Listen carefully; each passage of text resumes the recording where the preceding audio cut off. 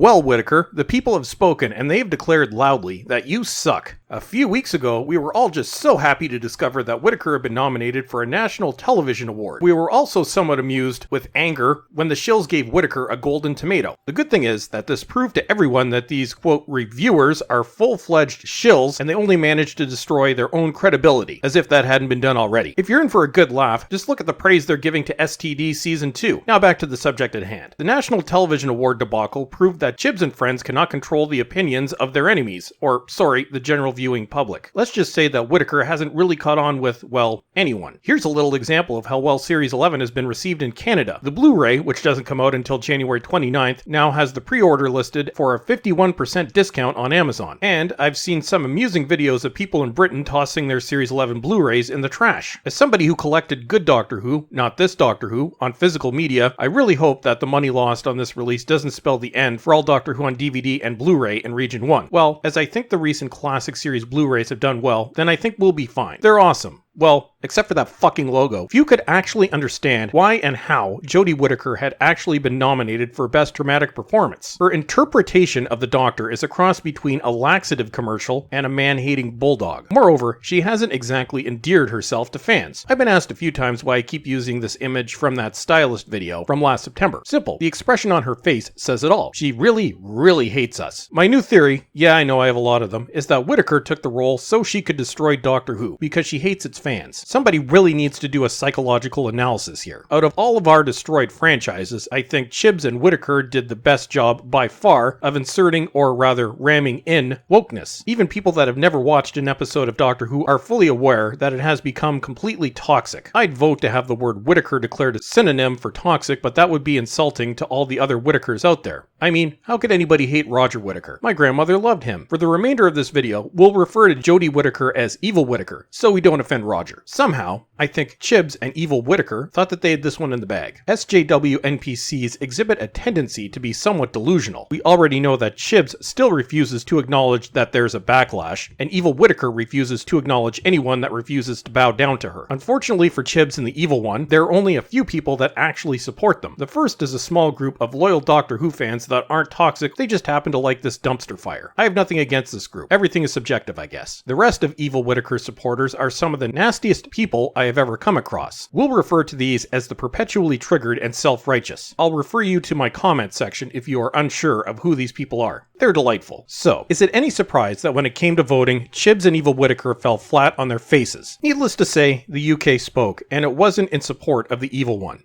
But hey, this gets even funnier. She lost to Richard Madden, a white male. Oh, sweet justice. On behalf of those of us that couldn't vote, I want to express my sincere thanks to everyone in the UK that voted against this abomination known as the 13th Doctor and Series 11. I wish I could say this will be the end for Chibs and Evil Whittaker's reign of terror, but it won't. More on that shortly. But they recently started filming their middle finger to the fans known as Series 12. Still, savor this victory, folks. Not my Doctor, which, let's be honest, probably makes up about 95% of Doctor Who fans at this point, spoke loudly.